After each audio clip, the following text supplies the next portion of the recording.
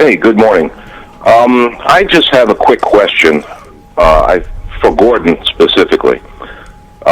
Several years ago, I met with a couple of state and county officials concerning the difficulties getting inspections done. And I actually, if Gordon recalls, crashed a meeting at the Fire Training Center to discuss the same thing. Now, my question is, to Gordon specifically, seeing as how you've obviously been instrumental in the involvement of the outside agencies and the county with respect to the hopeful correction of the chronic lack of fire safety inspections in Spring Valley, not to mention the known illegal occupancies, can you detail the progress being made or the approach plan? You know, being that I've done these meetings and reached out, you know my interest is sincere. Well, caller, it's a very interesting question, and I don't have any answers because you have to ask Mr. Day. We've sort of been locked out of any discussions as to what's taking place, so I have no idea why. I mean, we have uncovered this for years. We were instrumental in getting the state's involvement and uncovering the fact that they were ineffective. You know, the whole monitoring system was a joke and ineffective. The problem is getting worse, not getting better. So I don't know why. I'm not sure. Only Mr. Day can probably answer that. I have no idea why we're not included, and I can't answer any of your questions. So I have no idea, literally no idea, what's taking place. Zero. Well, that's disheartening that you can't answer because you've always been a resource. No, thanks. I'm talking to the Illegal Housing Task Force, and Coupon's involved also, but the Illegal Housing Task Force was a driving force in bringing this to light since 2009. We started in 2009. It became very apparent that equal and safe building and fire code enforcement is not being implemented here in Rockland County in multiple municipalities, and it's getting worse because it's spreading. And it's more than just Spring Valley. I mean, we had a terrible line of duty death there, and then death of a civilian. And quite frankly, in the early days of the fire, Chris said he would have been surprised if 25 people died in that fire. It was so bad. And we had one just before that, the month before, at ______ Supermarket, which was beyond disgraceful on the town of Rampo's part. So right now, I can't answer you because we're not included in anything. Zero. So Gordon and Clark, I will answer you partially on this, is that the county, the village, and the state have been working together. There is progress being made, albeit slow. We'll know more in a few weeks. That's all I can tell you. We've had conference calls with each agency, several occasions, and meetings with the county executive's office. So things are going in the right direction. I will tell you that. It's just taking some time. There must be a reason why we're not included in the discussion. So probably no one. If I could jump in, has the amount of information we've accumulated over the years.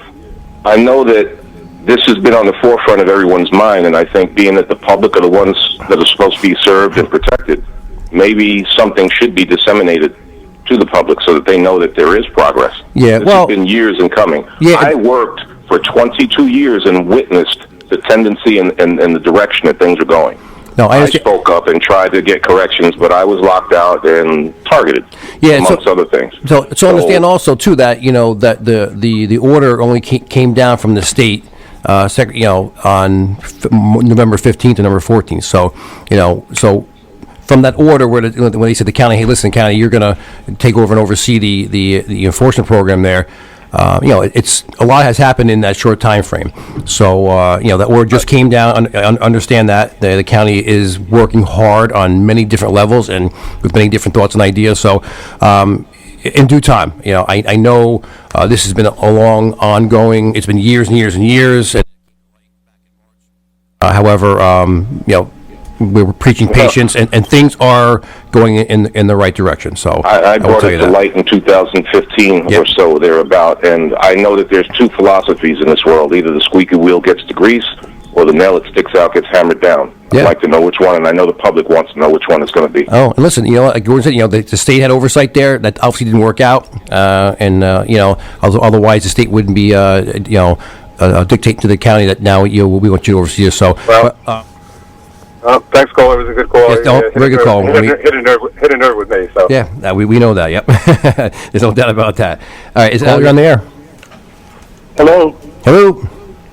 Hi, Chris. It's Michael. Michael, how you doing? Hey, Michael. Hey, Michael. Hey, Gordon. How you doing? All right. Listen, one of I'm getting a tremendous amount of communication from all over Rockland, specifically in Spring Valley, about what are we doing, and that they're glad that they've assigned someone to Spring Valley that's going to look into and straighten out all of the illegal stuff that is going on there with the housing. And what I'm having to communicate to them is that we haven't heard anything. No one has contacted Coupon at all. And I'm a member of the Legal Housing Task Force, and nobody has contacted them regarding, they have not been invited to participate in this. I mean, this is one of the most important things that's going on in Rockland County right now.